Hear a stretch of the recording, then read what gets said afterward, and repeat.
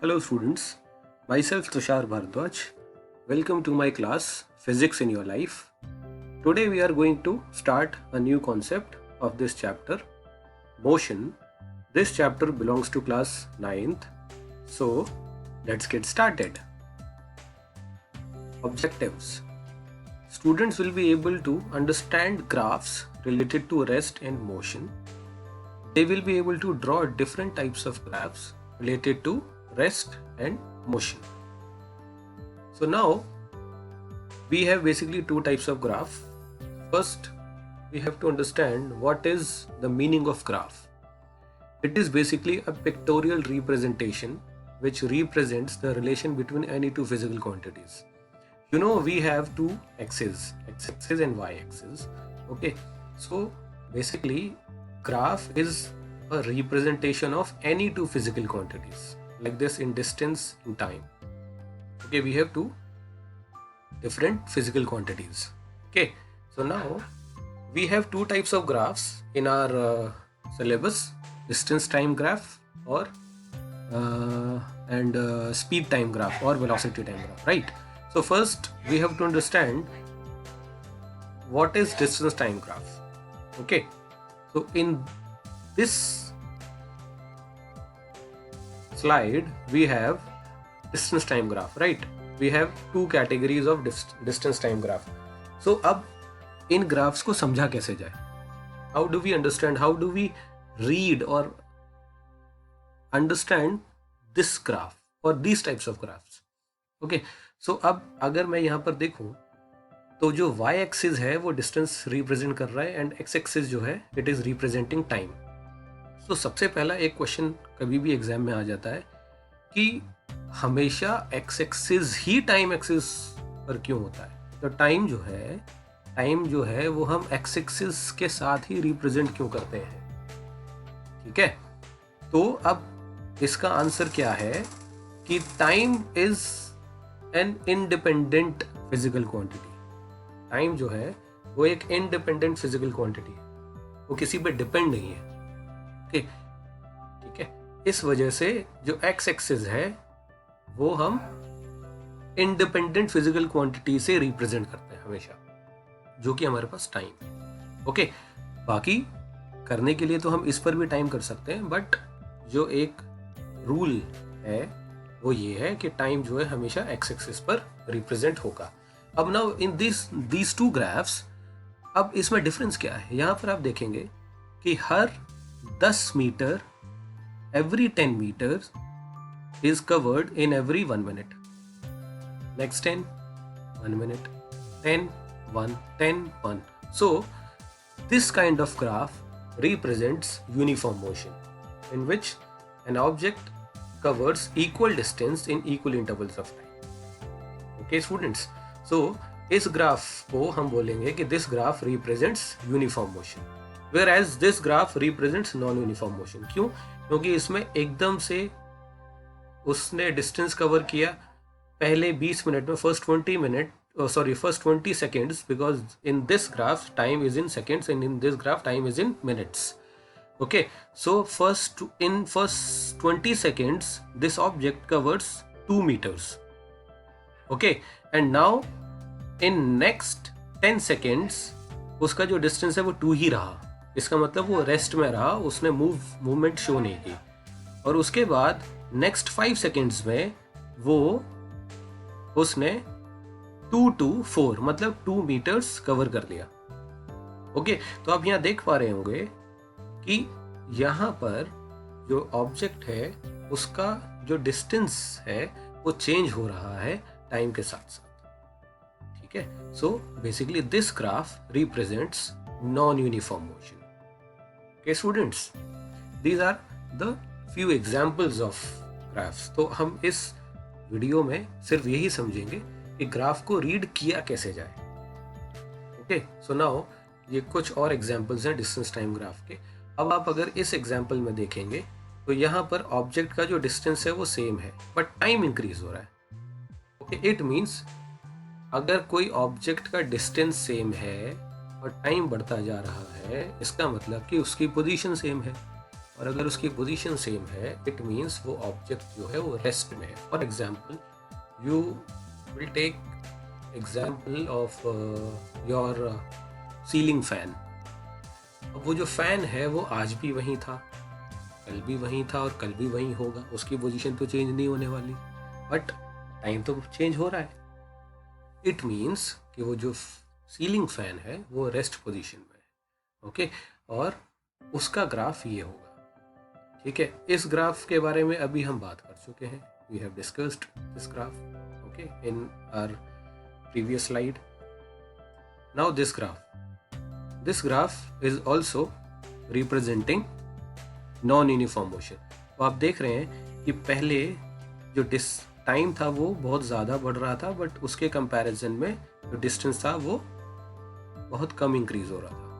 फिर अचानक से टाइम कम इंक्रीज हुआ और उसके बाद डिस्टेंस जो था वो बहुत ज़्यादा बढ़ने लगा. ठीक है, तो यहाँ पर भी जो मोशन है वो यूनिफॉर्म नहीं है. Okay in this case also okay जो डिस्टेंस था वो बढ़ रहा था बट टाइम उसका कम था. इट मीन्स जो इसकी स्पीड थी वो बहुत ज़्यादा थी. ठीक है, और उस थोड़ी देर के बाद उसकी स्पीड कम हो गई. क्यों? क्योंकि डिस्टेंस जो था वो बहुत कम इंक्रीज हो रहा था बट टाइम बहुत ज़्यादा increase. Is it clear, students?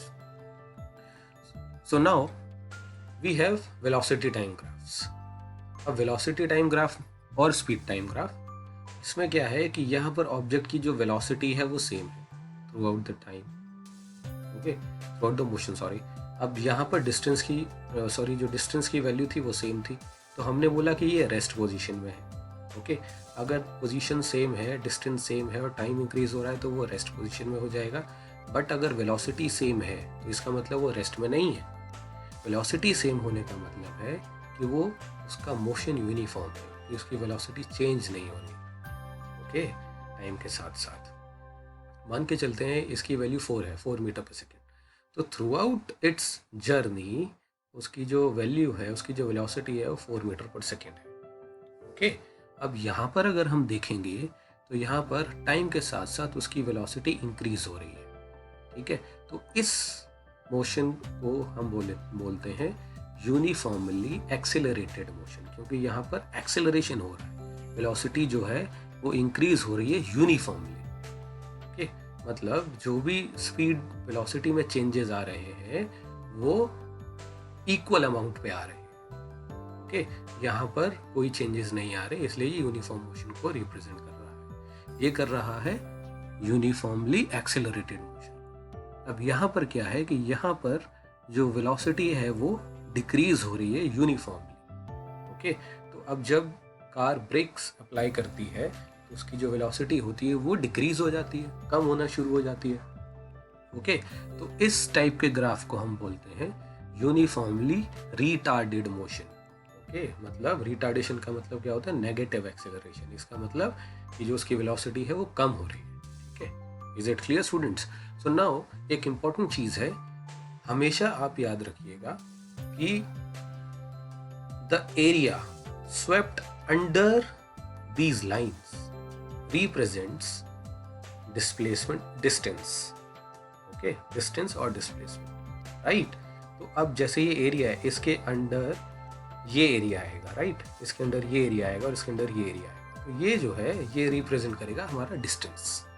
Okay students, और यहाँ पर अगर मैं इसकी बात करता हूँ तो यहाँ पर हमारा डिस्टेंस और टाइम है. ओके इसमें कोई प्रॉब्लम वाली बात है नहीं. अच्छा अब यहाँ पर क्या है, अगर मैं इसके स्लोप की बात करता हूँ, स्लोप का मतलब होता है y axis upon x axis. Okay अगर मैं मीटर पर सेकेंड अपॉन सेकेंड कर दूँ तो ये बनेगा मीटर पर second square. We know that the SI unit of acceleration is meter per second square. Okay, so the slope of velocity time graph represents acceleration. Okay, and the area under the curve or under the inclination or under the line of velocity time graph or speed time graph represents distance. Okay students, okay now these are the few examples. Same भी हो सकते हैं और अलग भी हो सकते हैं. अब देखिए यहाँ पर क्या है कि ऑब्जेक्ट रेस्ट पोजीशन में है, क्यों रीजन, सॉरी रेस्ट पोजीशन में नहीं, उसकी वेलोसिटी यूनिफॉर्म हो सकती थी अगर ये जो लाइन है वो यहाँ से ऊपर होती तो parallel to X axis like this. Okay, but ये रेस्ट में इसलिए है क्योंकि जो ये वैल्यू है, ये जो वैल्यू है ये जीरो पर है, रीजन पर है, लाइक दिस। बात समझ आ रही है? इसीलिए हमने ये कहा कि ये जो ऑब्जेक्ट है ये rest position. Okay, uniform velocity we have discussed in our previous slide this okay, now constant acceleration ये भी हम डिस्कस कर चुके हैं, ये वाली। Okay, and constant deceleration, retardation and deceleration are the same things। Okay, negative acceleration, deceleration and retardation तीनों एक ही चीज़ हैं, बस नाम अलग अलग है। ओके, ये हम डिस्कस कर चुके हैं, ये वाला graph, right. And this one non uniform acceleration, मतलब कि यहाँ पर वेलोसिटी तो चेंज हो रही है बट कभी ज़्यादा चेंज हो रही है, कभी कम चेंज हो रही है। ओके, तो यहाँ पर देखिए एक्सेलरेशन तो हो रहा है बट पहले जो है वो टाइम ज़्यादा लग रहा था, वेलोसिटी कम चेंज हो रही थी, और उसके बाद टाइम कम लगा और वेलोसिटी ने ज़्यादा चेंज होना स्टार्ट कर दिया। तो यहाँ पर एक्सेलरेशन तो हो रहा है, क्यों? क्योंकि velocity is changing but velocity is not changing uniformly। Okay, so this type of graph represents non-uniform acceleration, and in this graph velocity is decreasing non-uniformly। उसकी velocity कम हो रही है but uniformly नहीं, non-uniformly। Okay, so this is the graph for non-uniform deceleration। Okay students, एक हम graph और करेंगे, special kind of graph, this one. Okay, ये ग्राफ हमें 3 इक्वेशंस ऑफ मोशन को डिराइव करने के लिए भी यूज आता है, वो हम हमारी नेक्स्ट वीडियो में समझेंगे। Okay, so what this graph represents, for example we have a ground in our school. Okay, और उस ग्राउंड में एक स्टूडेंट रनिंग कर रहा है। ओके, अब कहीं अब जब वो सर्कल अपना स्टार्ट करता है, राउंड स्टार्ट करता है, तो बीच में से कहीं से मैं उसका मेजरमेंट स्टार्ट कर देता हूँ। ओके, तो एट दैट इंस्टेंट उसकी जो वेलोसिटी है वो जीरो तो नहीं है, वो तो मोशन में, वो तो भाग रहा था। ओके, तो क्योंकि मैंने उसकी मेजरमेंट वहां से स्टार्ट की, फॉर एग्जाम्पल ए, ओके, ए से मैंने उसकी मेजरमेंट स्टार्ट की, तो एट दैट इंस्टेंट वो अपने मोशन में तो था, और वहाँ से उसने अपनी वेलोसिटी और बढ़ाना शुरू कर दी। जब उसने देखा कि मैंने नोटिस करना शुरू कर दिया है, तो उसने अपनी वेलोसिटी जो है और इंक्रीज करना शुरू कर दी। ओके, तो अब इस सिचुएशन को अगर मुझे इस ग्राफ पर रिप्रेजेंट करना है तो मैं कैसे करूँगा कि ये जो मेरा इंक्लिनेशन है, ये जो मेरी लाइन है, it will starts from a certain value. Okay, it will not start from this origin, because we have initial velocity with non-zero value। Okay, उसकी कोई वैल्यू है, उसकी कोई नॉन जीरो वैल्यू है, जीरो नहीं है वो। ओके, और जब से ही मैंने नोटिस करना स्टार्ट किया तो उसने अपनी वेलोसिटी इंक्रीज करना स्टार्ट कर दी, like this. Is it clear students? तो ऐसे भी कुछ ग्राफ होते हैं जिसमें हम ऑब्जेक्ट के मोशन के बीच में से उसको ऑब्जर्व करना स्टार्ट कर देते हैं। ओके, हमारा इनिशियल पॉइंट जो होता है उनके मोशन के बीच में से कहीं से होता है, तो उस टाइप के ग्राफ के लिए, उस टाइप के वेलोसिटी टाइम ग्राफ के लिए हम इस तरीके से रिप्रेजेंट करते हैं। और अगर उसकी वेलोसिटी कम होना शुरू हो जाती तो फिर ये ग्राफ यहाँ से ऊपर नहीं जाता, यहाँ से नीचे आ जाता, like this. Okay students, so in this video आपको ये थोड़े बहुत ग्राफ के कॉन्सेप्ट समझ आए होंगे, I hope. Okay, so thank you।